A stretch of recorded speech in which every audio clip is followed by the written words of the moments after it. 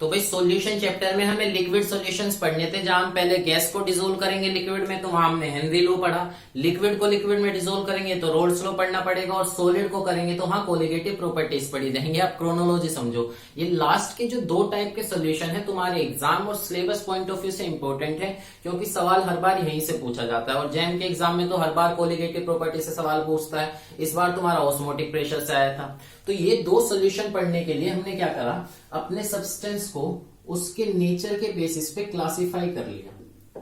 किस तरीके से कि मेरा सब्सटेंस क्या हो सकता है कि सब्सटेंस का नेचर वोलेटाइल रहे। वोलेटाइल का क्या मतलब है कि उसके पास टेंडेंसी हो, एबिलिटी हो वेपर फॉर्म में कन्वर्ट होने की, वेपर बना सकता हो। एग्जांपल की बात करूं कि जैसे H2O रहा मेरा, C2H5OH हुआ, और बेंजीन भी मेरी वोलेटाइल कैटेगरी में ही आएगी, वेपर बनाने की टेंडेंसी रखेगी। सेकंड क्लासिफिकेशन क्या हो सकती है कि मेरा सब्सटेंस क्या हो, नॉन वोलेटाइल रहे। नॉन वोलेटाइल से मेरा मतलब है कि वो वेपर नहीं बनाएगा, वेपर बनाने की टेंडेंसी नहीं रखेगा। एग्जाम्पल क्या हुए कि तुम्हारा शुगर रहा, ग्लूकोज हुआ, सुक्रोज लिख सकते हो, यूरिया लिख सकते हो एग्जाम्पल में। तो यहां से एक बहुत जनरल सी क्लासिफिकेशन अगर मैं करूं कि वो सब्सटेंस जो लिक्विड फेज में रहना पसंद कर रहे हैं, जैसे H2O, C2H5OH, बेंजीन, उनका नेचर कैसा है, वोलेटाइल है। और जो सॉलिड फेज में एग्जिस्ट करना पसंद कर रहे हैं, शुगर, ग्लूकोज, यूरिया, सुक्रोज, वो कैसे हैं, मेरे नॉन वोलेटाइल हैं। जनरल क्लासिफिकेशन है, कोई हार्ड एंड फास्ट रूल नहीं है, वरना तुम्हें कुछ ऐसे भी सब्सटेंस देखने को मिलेंगे जो वोलेटाइल हैं और कैसे फेज में एग्जिस्ट करते हैं, सॉलिड में। एग्जांपल तुम्हारा क्या रहा, नेप्थलीन। तो यहां से मुझे दो सोल्यूशन जो पढ़ने हैं उसको समझना कि मुझे पढ़ना है लिक्विड इन लिक्विड और सॉलिड इन लिक्विड। तो सोल्यूशन में क्या होगा कि सोल्यूट रहेगा, एक सोल्यूट रहेगा, और एक क्या रहेगा, सोलवेंट। तो सोलवेंट तो मैंने फिक्स ही कर दिया है कि मैं लिक्विड सोल्यूशन ही पढ़ूंगा, तो सोलवेंट हमेशा क्या रखना है, लिक्विड रखना है। दो सोल्यूशन जो बचे कि सोल्यूट भी मैं उसमें लिक्विड ऐड करूं, तो इस सोल्यूशन को देखना कि इस सोल्यूशन में मेरे दोनों कंपोनेंट सोल्यूट और सोलवेंट दोनों कैसे रहेंगे, वोलेटाइल, दोनों वेपर बनाएंगे। और मुझे पढ़ाई क्या करनी पड़ेगी, इसको समझना कि प्योर लिक्विड है, वोलेटाइल है, वेपर प्रेशर है, कुछ ना कुछ वेपर बनाने की प्रॉपर्टीज हैं। बाहर से मैंने दूसरा लिक्विड दिया, वो भी वोलेटाइल है, वेपर बनाता है, दोनों को ऐड कर दिया। पढ़ाई ये करनी है कि दोनों एक दूसरे की वेपर बनाने की प्रॉपर्टी, एक दूसरे के वेपर प्रेशर को कैसे चेंज करते हैं। और ये सारी कहानी मुझे कौन बताएगा, ये बताएगा रोल्स लॉ।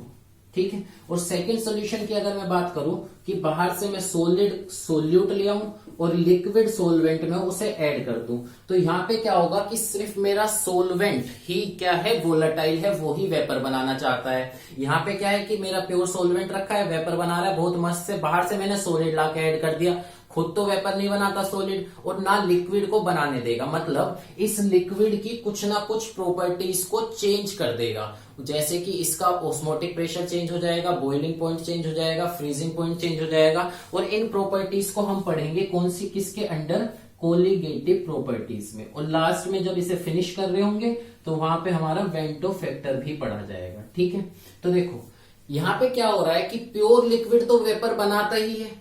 अब हमें क्या सोल्यूशन में पढ़ना है कि बाहर से मैं उसमें लिक्विड ऐड कर रहा हूं तो उसके वेपर प्रेशर पे, वेपर बनाने की प्रॉपर्टीज पे क्या चेंज आ रहा है, सॉलिड ऐड कर रहा हूं, वेपर प्रेशर और वेपर बनाने की प्रॉपर्टीज पे क्या चेंज आ रहा है। ठीक है। तो पहले क्या कर लेते हैं, एक प्योर लिक्विड के वेपर प्रेशर को समझ लेते हैं और फिर देखते हैं सोल्यूशन में वो कैसे चेंज होगा। तो समझना भाई प्योर लिक्विड का वेपर प्रेशर कि देखो कि यहां पे मेरा क्या है, ये प्योर लिक्विड है।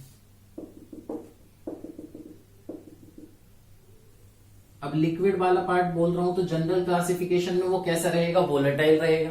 कंटेनर मैंने क्लोज क्यों लिया, क्योंकि सब्सटेंस कैसा है, वोलेटाइल है। वोलेटाइल मतलब वेपर बनाता है, वेपर बनाएगा, और कंटेनर ओपन रहा तो वेपर उड़ गए, लिक्विड खत्म हो गया, फिर क्या पढ़ लोगे तुम, कुछ भी नहीं पढ़ सकते।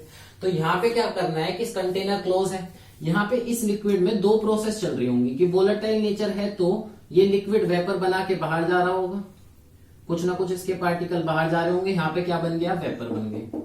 और दूसरे इस प्रोसेस को क्या नाम दूंगा, जब लिक्विड वेपर बना के बाहर जा रहा, इसे बोला जा सकता है इवेपोरेशन। इसे क्या बोल सकते हैं, इवेपोरेशन। ठीक है। और दूसरी प्रोसेस इसके साथ क्या चल रही होगी, तुम एग्जांपल थोड़ा समझो कि मेरा क्या है, एक बोतल में पानी है ना, बोतल आधी भरी हुई है, ऊपर से ढक्कन बंद है, तो कुछ ना कुछ उसकी टेंडेंसी होगी वेपर बनाने की, लिक्विड ने वेपर बनाए, और तुम्हें जो बोतल है उसकी वॉल्स पे साइड में वाटर ड्रॉपलेट्स भी दिखते हैं। तो दूसरी प्रोसेस क्या चल रही है, वेपर लिक्विड में कन्वर्ट हो रहा है, इसका मतलब कंडेंसेशन। तो इवेपोरेशन के साथ कौन सी प्रोसेस चल रही है, साथ में कंडेंसेशन। तो यहाँ पे क्या समझना है कि भाई दोनों प्रोसेस क्या है, एक दूसरे के अपोजिट है, मतलब इस सिस्टम में एक रिवर्सिबल रिएक्शन सी हो रही है कि इवेपोरेशन हो रहा और उसके अपोजिट कंडेंसेशन हो रहा है। रिवर्सिबल अगर प्रोसेस है तो इसमें इक्विलिब्रियम भी अटेंड होगा। ये इक्विलिब्रियम पे एक खास बात डिफाइन करी जाएगी, इस इक्विलिब्रियम पे एक खास बात डिफाइन करी जाएगी, उसको समझना कि यहां से लिक्विड ने वेपर बनाए। अब वेपर बाहर तो जा नहीं सकते क्योंकि कंटेनर क्या है, क्लोज है। अब ये क्या करेंगे, जो वेपर बन गए हैं वो क्या करेंगे, इससे इसके सरफेस से इसके सिर पे लात मारना शुरू करेंगे और इसके सरफेस से टकराएंगे। सरफेस से टकरा के क्या करेंगे, इसके सरफेस पे प्रेशर लगाएंगे। समझ में आ रहा है कि बाहर मेरे वेपर बन गए, ऊपर से कंटेनर क्लोज था, तो वेपर क्या कर रहे हैं, इसके सरफेस से ही आके बार बार टकरा रहे हैं और इस सरफेस पे वो लगा रहे हैं प्रेशर। उस प्रेशर को समझना, उस प्रेशर को इस इक्विलिब्रियम पॉइंट पे बोला जाएगा इस लिक्विड का वेपर प्रेशर। वेपर प्रेशर की ही बात, इसकी ही चर्चाएं होंगी पूरे चैप्टर में। तो समझ लेना वेपर प्रेशर क्या है। वेपर प्रेशर क्या है कि इस लिक्विड का प्रेशर, लिक्विड का प्रेशर क्या होगा कि लिक्विड वोलेटाइल था, वेपर बनाए, वेपर ने इसके सरफेस से टक्कर मारनी शुरू करी, प्रेशर लगाया, उस प्रेशर को इस इक्विलिब्रियम पे बोला जाएगा वेपर प्रेशर। और उसको सिंबलाइज कैसे करेंगे, P नोट ए। P नोट ए का मतलब क्या है, vapour pressure of liquid A in its pure state. Symbol भी पढ़ने आने चाहिए तुम्हें। P नोट ए का मतलब vapour pressure of liquid A in its pure state. ठीक है, अब नेक्स्ट बात क्या है कि भाई मैं समझ गया वेपर प्रेशर क्या है, इक्विलिब्रियम पे जो प्रेशर लगेगा ये डिपेंड किस बात पे करेगा, इसको समझना। ठीक है, डिपेंड तो बेटा पहले सोच तू खुद की किस बात पे कर सकता है। पहली चीज तो यही कि मैंने लिक्विड कौन सा लिया है, मैंने H2O लिया है, C2H5OH लिया है, क्लोरोफॉर्म ले आया हूं, बेंजीन ली है। लिक्विड कौन सा है उस बात पे डिपेंड करेगा कि कितना प्रेशर बन रहा है। तो एग्जांपल से समझ लेते हैं। पहला पॉइंट क्या डाल लो अपनी कॉपी में कि नेचर पे डिपेंड करेगा कि सब्सटेंस का, लिक्विड का नेचर कैसा है। एग्जांपल समझेंगे कैसे कि मेरा लिक्विड मान लो H2O रहा और एक तुम्हारा C2H5OH हो सकता। ठीक है, अब दोनों में मुझे पता करना है कि किसका वेपर प्रेशर ज्यादा होगा। तो इसको कैसे समझूंगा, तो पॉइंट क्या है कि जो सब्सटेंस ज्यादा वोलेटाइल रहेगा, जिसके पास ज्यादा टेंडेंसी होगी ऊपर जाके वेपर बनाने की, वो वेपर बनाएगा और इसके सरफेस से ज्यादा टकराएगा तो प्रेशर भी ज्यादा लगाएगा। तो मुझे इन दोनों में से चेक करना है कि ज्यादा वोलेटाइल लिक्विड कौन सा है। वोलेटाइल देखने के लिए मुझे क्या देखना है कि ऊपर गैसियस फेज में कौन जाना पसंद करेगा। तो समझना कि गैसियस फेज में जाना या स्केपिंग टेंडेंसी, लिक्विड से स्केपिंग टेंडेंसी किस बात पे डिपेंड करेगी, इंटरमोलिकुलर फोर्सेस पे। इंटरमोलिकुलर फोर्स क्या होते हैं कि इनमें वाटर मॉलिक्यूल है, जैसे वाटर मैंने लिया, एक मॉलिक्यूल तो नहीं होगा, बहुत सारे होंगे। यहाँ पे H2O हुआ, इधर भी H2O हो सकता है, बहुत सारे H2O के मॉलिक्यूल हैं। तो इनके बीच में आपस में कैसा फोर्स है, तो तुम्हें पता है कि वाटर के बीच में ऑपरेट होती है हाइड्रोजन बॉन्डिंग, है ना। और C2H5OH में भी कौन सा इंटरमोलिकुलर फोर्स है, तो कहोगे हाइड्रोजन बॉन्डिंग। तो नेक्स्ट क्वेश्चन मेरा तुमसे कि ज्यादा स्ट्रॉन्ग हाइड्रोजन बॉन्डिंग किसमें है, तो तुम्हारा आंसर होगा H2O में। क्यों, तुम्हें पता नहीं है कि भाई एक H2O का मॉलिक्यूल कितने हाइड्रोजन बॉन्ड बनाता है, 4। और जबकि C2H5OH में hydrogen bonding compare to water क्या है, थोड़ी सी वीक होगी। तो यहां से क्या कंक्लूजन निकला कि वाटर के मॉलिक्यूल्स में स्ट्रॉन्ग हाइड्रोजन बॉन्डिंग है, तो उसकी स्केपिंग टेंडेंसी, बाहर जाके गैसियस फेज में जाने की टेंडेंसी कम होगी। इसका मतलब वेपर कम बनेंगे तो वेपर प्रेशर भी कम होगा। तो यहां से क्या सीखा कि इंटरमोलिकुलर फोर्स किसमें ज्यादा, हाइड्रोजन बॉन्डिंग स्ट्रॉन्ग किसमें ज्यादा, H2O में, और वेपर प्रेशर किसका ज्यादा, C2H5OH का। तो यहां से एक पॉइंट में क्या लिखना चाहता हूं कि देखो वेपर प्रेशर जो मेरा है वो इनवर्सली प्रोपोर्शनल होगा इंटरमोलिकुलर फोर्स के। जितना ज्यादा इंटरमोलिकुलर फोर्स होगा लिक्विड में, उतना ही कम उसका वेपर प्रेशर होगा। सेकंड फैक्टर जिस पे मेरा वेपर प्रेशर डिपेंड कर सकता है वो है मेरा टेम्परेचर। समझना, टेम्परेचर पे कैसे डिपेंड करेगा कि समझो, यहां पे दो प्रोसेस साथ चल रही थी, इवेपोरेशन और कंडेंसेशन। इवेपोरेशन कंडेंसेशन में इक्विलिब्रियम था। अब तुमने क्या करा कि यहाँ पे इस लिक्विड को थोड़ा सा हीट कर दिया। हीट करते ही क्या होगा, हीट करते ही क्या होगा, समझो कि ये लिक्विड, इन दोनों में से कौन सी प्रोसेस बढ़ जाएगी, हाँ समझ लो कि इन दोनों में से इवेपोरेशन वाली प्रोसेस बढ़ जाएगी। लिक्विड फटाफट से वेपर बनाना शुरू करेगा और जैसे ही ज्यादा वेपर बनेंगे प्रेशर भी वेपर का बढ़ जाएगा। इसका मतलब यहां से लिखा जा सकता है कि टेम्परेचर डायरेक्टली प्रोपोर्शनल होगा वेपर प्रेशर के। तुम टेम्परेचर इंक्रीज करोगे, तुम्हारे लिक्विड का वेपर प्रेशर इंक्रीज हो जाएगा। ठीक है, इसके लिए अगर मैं एक पॉइंट और समझाना चाहूं कि कोई मॉलिक्यूल है ना, वो लिक्विड फेज में है और कोई मॉलिक्यूल गैसियस फेज में, एनर्जी ज्यादा कहां पे है, तो कहोगे गैसियस फेज में। तुमने टेम्परेचर बढ़ा के एनर्जी तो दी है, तो मॉलिक्यूल किसकी तरफ जाना चाहेंगे, जहां पे उनकी एनर्जी ज्यादा है, मतलब गैसियस फेज में वेपर बनाएंगे, वेपर प्रेशर ज्यादा हो जाएगा। थर्ड फैक्टर की अगर मैं बात करूं तो वो डिपेंड कर सकता है बेटा किस पे, साइज ऑफ कंटेनर पे। Size of container, size of container पे कैसे डिपेंड करेगा, समझना कि एक कोई तुम्हारा दोस्त के पानी ले आया ग्लास में और एक कोई दोस्त ले आया बाल्टी में पानी, और वो कहे कि बाल्टी वाला कि भाई मेरे जो ये बाल्टी में पानी है इसका वेपर प्रेशर ज्यादा है और जो ग्लास में है उसका कम है, तो ये पॉइंट जो होगा ये बिल्कुल ही गलत है।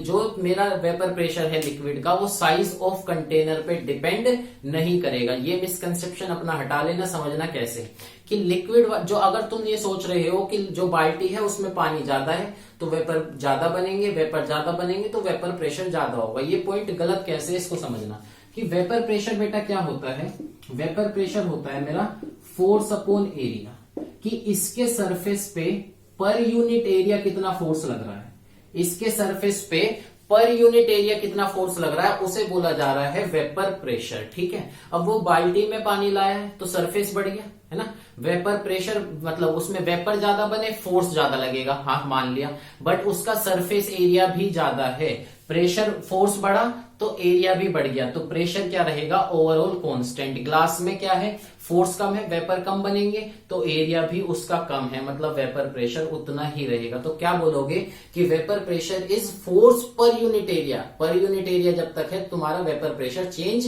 नहीं होगा, बाल्टी में पानी ले आओ चाहे ग्लास में ले आओ। तो ये था इंडिविजुअल लिक्विड का वेपर प्रेशर। अब क्या करेंगे, हम दो लिक्विड आपस में मिक्स करेंगे और देखते हैं एक दूसरे के वेपर प्रेशर को कैसे चेंज करना है, समझो। ठीक है, मेन मकसद तो हमारा सॉल्यूशन पढ़ने का ही है, तो समझना भाई क्या है। अभी हमने क्या पढ़ा कि यहां प्योर लिक्विड है, ए कंटेनर क्लोज करो, इसका जो वेपर प्रेशर है उसे बोला जाएगा पी नोट ए, और ये मेरा दूसरा लिक्विड है, इसका जो वेपर प्रेशर है उसे बोला जाएगा पी नोट बी। लिक्विड का नाम बी है, इधर लिक्विड का नाम ए है। मुझे क्या करना है, सॉल्यूशन की पढ़ाई करनी है कि दोनों को आपस में मिक्स कर दूं और फिर देखो कि वेपर प्रेशर कैसे चेंज होगा। तो समझना कि यहां पे क्या करा मैंने, सॉल्यूशन बनाया, इसमें दोनों मेरे क्या, दोनों लिक्विड मैंने मिक्स कर दिए, ए भी है और बी भी है। अब दोनों वोलेटाइल है, दोनों वोलेटाइल का मतलब है कि ए के भी वेपर बनेंगे। यहां सारी चीज समझना, एक एक पॉइंट, इससे ही तुम्हारे न्यूमेरिकल्स पूछे जाते हैं। दोनों के वेपर बनेंगे तो इस वेपर फेज में ए भी होगा और वेपर फेज में बी भी होगा।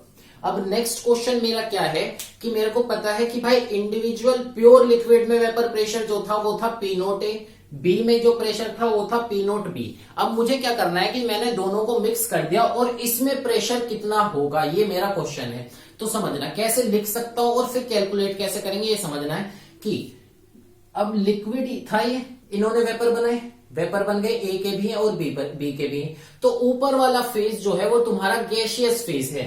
इसको समझो, ये जो फेज है ये तुम्हारा गैसियस फेज है, इसमें ए के वेपर मॉलिक्यूल्स हैं और बी के भी वेपर में ही मॉलिक्यूल्स हैं, तो ऊपर वाला फेज जो है वो गैसियस फेज है। और गैसियस फेज पे तुम बोल सकते हो कि Dalton's law of partial pressure applicable होगा। डाल्टन्स लॉ क्या कहता है कि अगर एक गैसियस मिक्सचर ले लिया जाए, एक गैसियस मिक्सचर ले लिया जाए तो उसमें टोटल प्रेशर जो आएगा, अगर नॉन रिएक्टिंग गैसेस का एक मिक्सचर ले लूं तो उस मिक्सचर का टोटल प्रेशर जो आएगा वो इक्वल होगा सम ऑफ इंडिविजुअल प्रेशर के।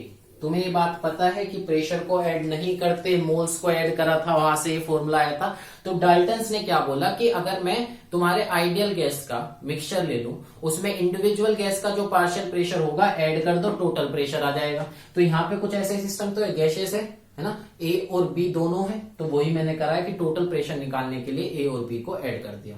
अब क्या है कि मुझे पता लगा भाई टोटल प्रेशर तो पीटी होगा, बट इंडिविजुअल प्रेशर अब कैसे पता करूं? यहाँ तो क्या पी ए कितना है, पी बी कितना है, क्या वो इक्वल होगा उसके प्योर स्टेट के? तो आंसर है नहीं।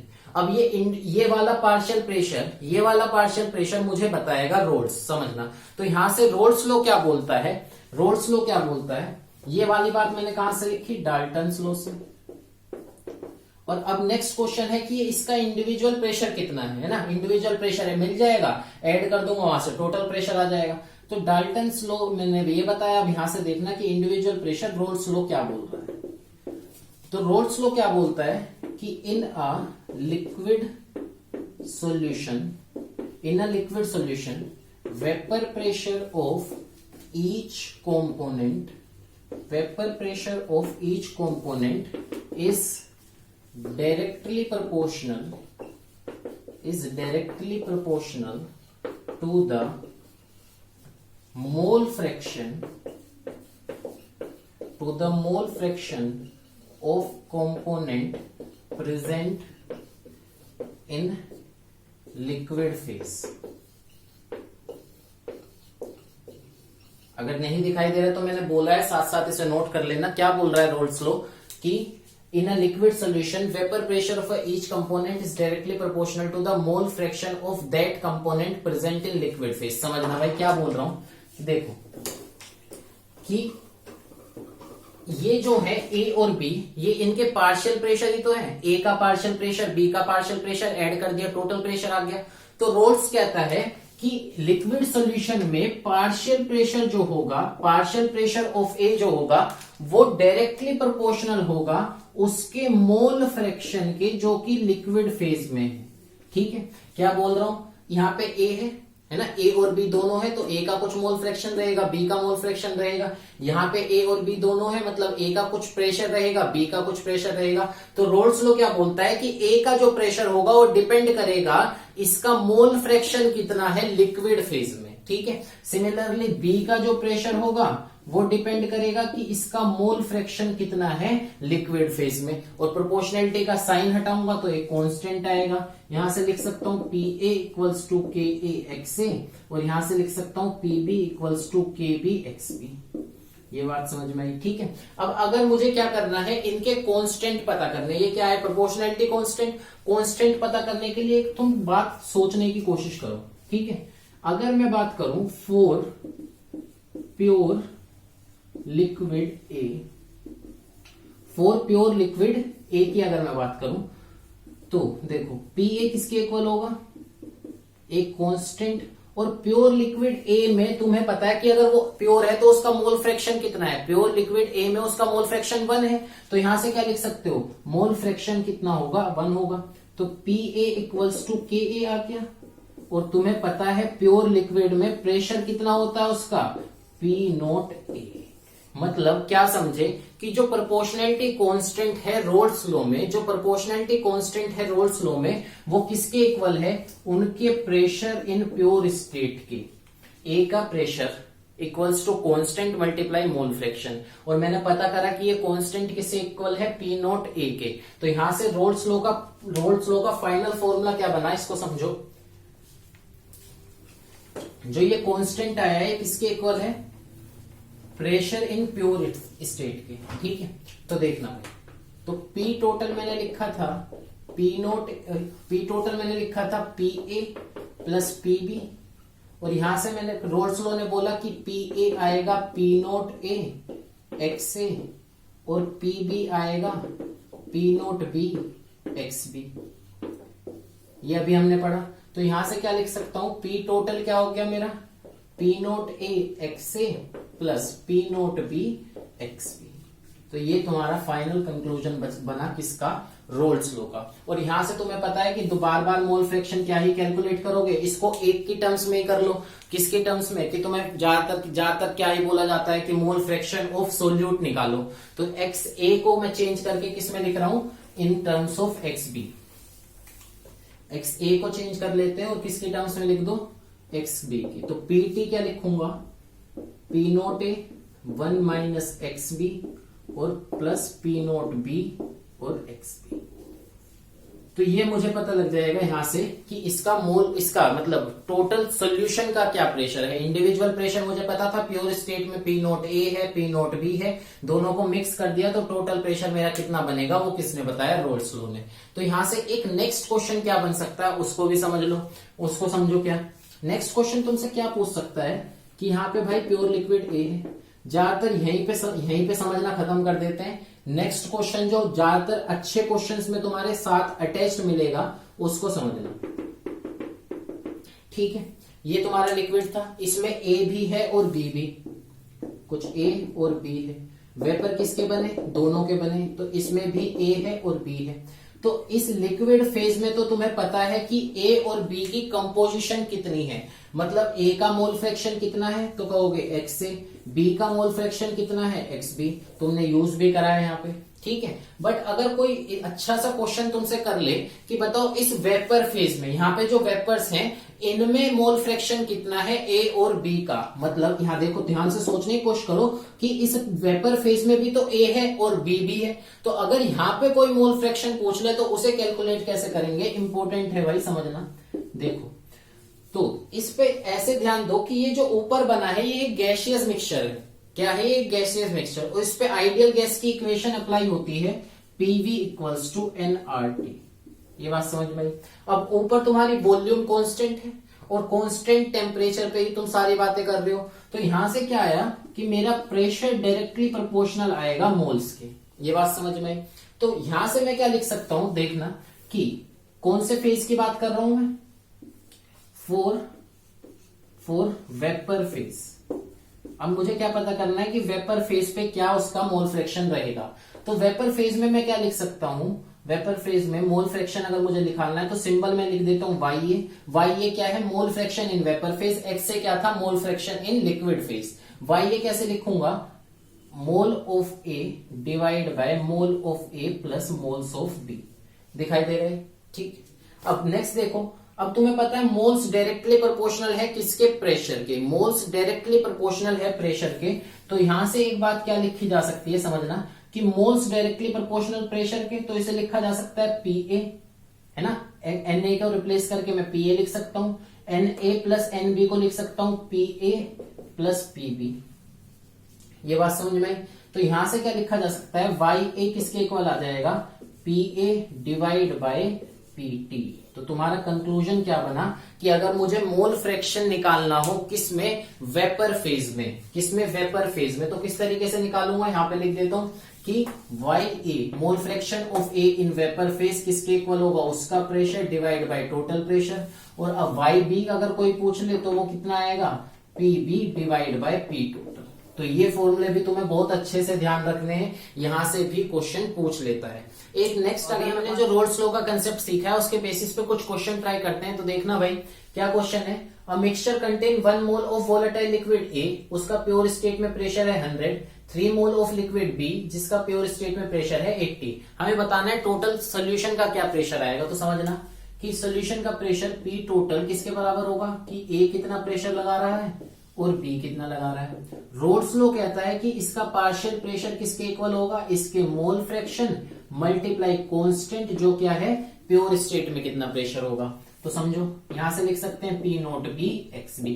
पी नोट ए की वैल्यू गिवन है मुझे 100, एक्स से क्या होगा ए का मोल फ्रैक्शन। तो ए का मोल फ्रैक्शन क्या, उसके moles divide by total moles, और उसके मोल्स कितने गिवन है मुझे 1, और टोटल मोल्स कितने हैं 3 मोल बी के, 1 मोल ए का, तो टोटल हो गए 4।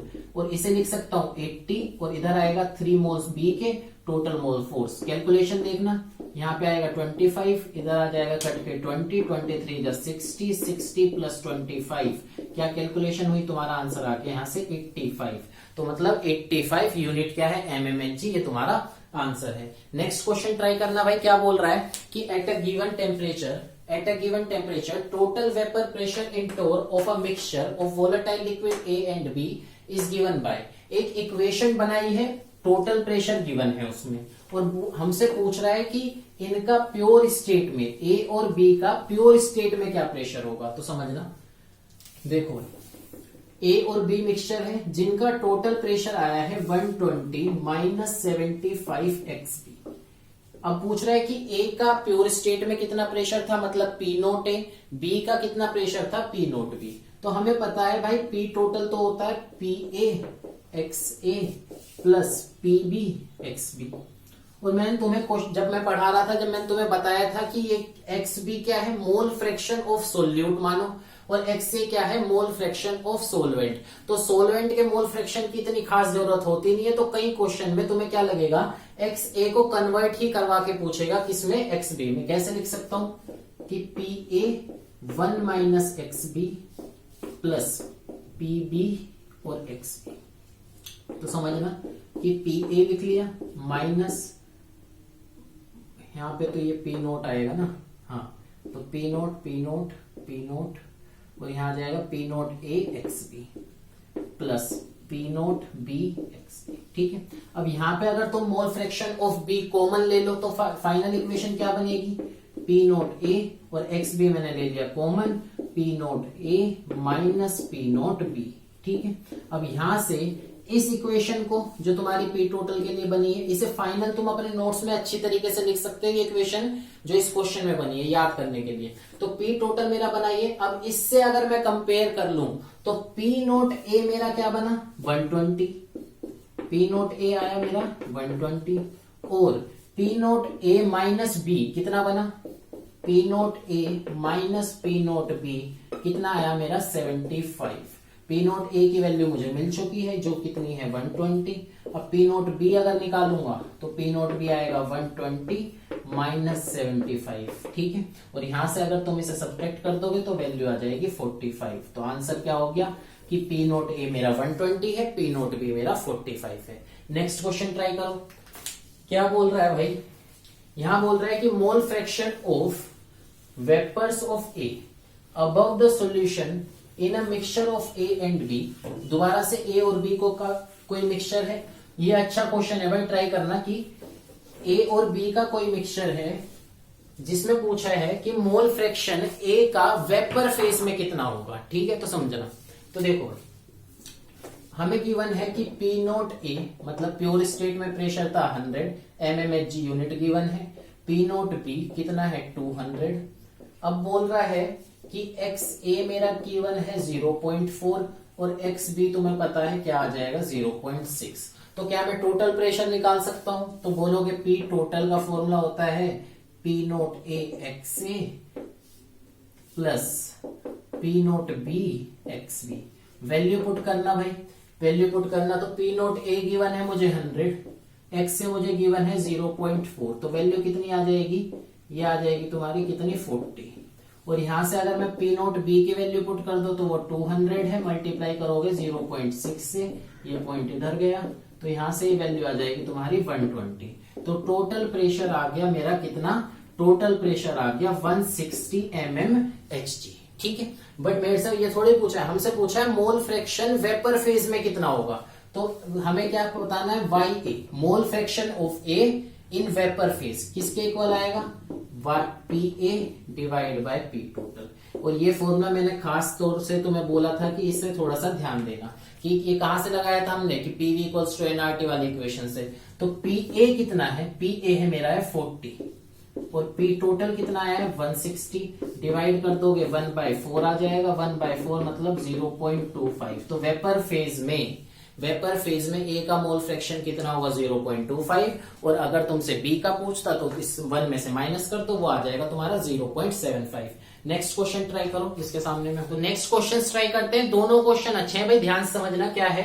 What is the mole ratio of benzene and toluene in vapour phase if given solution है vapour pressure of 120 torr. Mole ratio बताना है कि mole of benzene divide by mole of toluene हमें फाइंड करना है अगर टोटल प्रेशर 120 टोर है। तो समझो कि एक सॉल्यूशन बनाया है जिसमें बेंजीन है और टोलिन, इसका टोटल प्रेशर कैसे आएगा, तो कहोगे बेंजीन का प्योर स्टेट में कितना है मल्टीप्लाई उसका मोल फ्रैक्शन प्लस टोलिन का प्योर स्टेट में कितना है मल्टीप्लाई उसका मोल फ्रैक्शन। ठीक है, अब यहां से क्या लिख सकता हूं, पी टोटल मुझे गिवन है 120, पी नोट बेंजीन मुझे गिवन है 150 और मोल फ्रैक्शन बेंजीन प्लस इसका ये पी नोट टोलिन 50 गिवन है और इसे लिखा जा सकता है 1 minus x B mole fraction of benzene.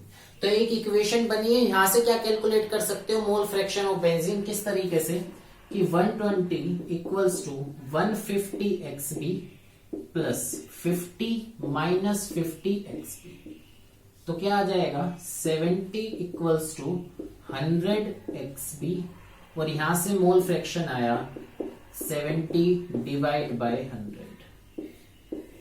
और मुझे फाइंड क्या करना था, mole ratio in vapour phase. तो वेपर फेज में मोल्स तक पहुंचने के लिए क्या करूंगा, ध्यान समझना।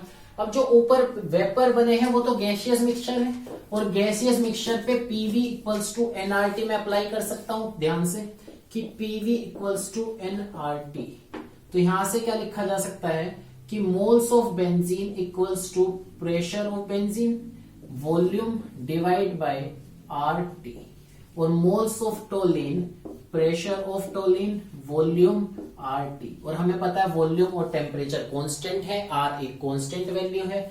तो यहां से क्या लिखा जा सकता है कि moles of benzene divide bye toluene pressure of benzene और टोलिन। जो प्रेशर का रेशियो आएगा वही रेशियो तुम्हारे मोल्स का आएगा। और मेरे को मोल्स का रेशियो पता करना है तो किस तरीके से करूंगा, देखो कि प्रेशर ऑफ बेंजीन पता कर लें, वो किसके इक्वल था, P note B x B के इक्वल। और पी नोट बी की मुझे कितना गिवन है 150 मल्टीप्लाई एक्स बी, अभी मैंने देखा कितना आया 70 divide by 100 divide by pressure of toluene. तो प्रेशर ऑफ टोलिन कितना आएगा, प्योर स्टेट में उसका प्रेशर कितना है, मल्टीप्लाई मोल फ्रैक्शन कितना हो जाएगा 30 डिवाइड बाय 100।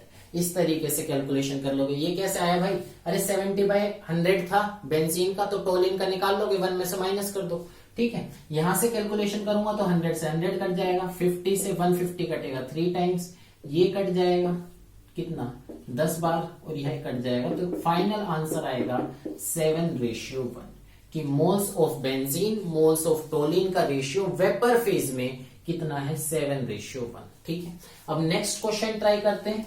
इस क्वेश्चन से तुम्हें एक नया कंसेप्ट सीखने को मिलेगा, क्या समझो, क्या क्वेश्चन है, पहले मैं कंसेप्ट सिखाता हूं उसके बाद ट्राई करेंगे कि ये मेरा वोलेटाइल लिक्विड था, इसमें लिक्विड ए और लिक्विड बी भी है, ठीक है।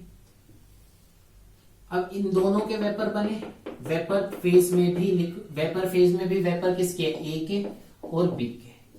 एक कंसेप्ट क्या है कि अगर मैं इस वेपर को है ना दोबारा से इसे सेपरेट करूं, इन वेपर्स को सेपरेट करूं और दोबारा से क्या कर दूं, यहां पे कंडेंस कर दूं, कंडेंस करके क्या होगा, लिक्विड बन जाएंगे दोबारा, है ना। और यहां पे भी क्या आएगा, लिक्विड ए और लिक्विड बी। तो इस लिक्विड फेज में इनका मोल फ्रैक्शन किसके इक्वल होगा, जितना मोल फ्रैक्शन इस वेपर फेज में था। इस कंसेप्ट को समझना। देखो क्या है कि एक मिक्सचर बनाया जिसमें लिक्विड ए है बी है, उन्होंने वेपर बनाए, वेपर बन गए। अब इन वेपर्स को मैंने कंडेंस करके दोबारा लिक्विड बना लिया, तो इस लिक्विड में जो मोल फ्रैक्शन ऑफ ए और बी है वो इसके मोल फ्रैक्शन के बराबर ही तो होना चाहिए। ये बात को समझो और क्वेश्चन ट्राई करो। तो क्या बोल रहा है, देखो क्वेश्चन रीड करो, क्या है, liquid A and B forms ideal solution. ये सारी बातें जो अभी तक हमने पढ़ी हैं आइडियल सॉल्यूशन पे ही एप्लीकेबल है। इसके बाद नेक्स्ट लेक्चर में हम डेविएशन भी पढ़ेंगे, नॉन आइडियल सॉल्यूशन क्या होते हैं, positive deviation, negative deviation. Liquid A and B form ideal solution, the vapour pressure of liquid A and B in pure state. तो प्योर स्टेट में प्रेशर गिवन है पी नोट ए कितना है भाई 300 और पी नोट बी गिवन है मेरे को 100। यूनिट लगा लेना, mmHg होगी। Suppose vapours above the solution of liquid A and B have 1 mole of A and 1 mole of B. एक सॉल्यूशन बनाया है जिसमें 1 मोल बी का लिया, 1 mole of B, 1 mole of A. अब आगे रीड करो, कह रहा है कि यहां से जो वेपर बने है ना, इस सॉल्यूशन के कुछ ना कुछ वेपर बनेंगे, उसमें तुम मोल फ्रैक्शन निकालना। तो यहां से जो मेरे वेपर बने उसे कंडेंस करा, कंडेंस करके एक सॉल्यूशन बनेगा, उसे दोबारा हीट करा। क्या इस तरीके से समझो, यहाँ पे ए और बी था, वेपर बने, कंडेंस करा, इस कंडेंस करके दोबारा हीट करा, इसको मैंने क्या करा, दोबारा हीट कर दिया। ठीक है, और हीट करने के बाद दोबारा से कंडेंस करा, हीट करने के बाद क्या करा, दोबारा से कंडेंस करके लिक्विड बना दिया। ठीक है, और मेरा क्वेश्चन है कि यहां का डाटा मुझे गिवन है और मुझे बताओ कि इस लिक्विड फेज में मोल फ्रैक्शन ऑफ ए कितना होगा, इस लिक्विड फेज में मोल फ्रैक्शन ऑफ ए कितना होगा। तो रोल्स लॉ के सारे कंसेप्ट अप्लाई हो जाएंगे, समझना। ठीक है, तो देखो क्या बोल रहा है कि इस सॉल्यूशन में मैं बताऊं, पहले टोटल प्रेशर निकालो कि पी टोटल कितना आएगा, तो कहोगे P note A x A plus P note B x B, ये फॉर्मूला है। अब पी नोट ए तुम्हें गिवन है 300 मल्टीप्लाई मोल फ्रैक्शन कितना आएगा, दोनों के एक एक मोल है तो 1/2 प्लस पी नोट बी तुम्हारा 100 है मल्टीप्लाई 1/2, तो टोटल प्रेशर कितना हो जाएगा 150 इसकी तरफ से 50 इसकी तरफ से, तो टोटल प्रेशर आ जाएगा तुम्हारा 200। टोटल प्रेशर आ गया। अब मैं इसमें मोल फ्रैक्शन निकालूंगा, समझना, इसमें मोल फ्रैक्शन निकालूंगा, वो कैसे आएगा। ठीक है, इसको मैं मिटा रहा हूं। इस वेपर फेज में मोल फ्रैक्शन निकालता हूं किस तरीके से, तो y A mole fraction in vapour phase किसके इक्वल होगा, P A divide by P total, और पी ए कितना है, ए की वजह से कितना आया 150, टोटल प्रेशर कितना होगा 200, वाई बी कितना होगा, तो कहोगे 50 आया था और टोटल था मेरा 200, तो ये 1/4 आया और ये आया 3/4। ठीक है, तो इस वेपर फेज में ए और बी के मोल फ्रैक्शन पता लग गए, उसको मैंने दोबारा से कंडेंस कर दिया, उसको दोबारा कंडेंस कर दिया। तो अब यहां पे देखना भाई, यहां पे मोल फ्रैक्शन ए का कितना है 3/4, ए का कितना है 3/4 और बी का कितना है 1/4।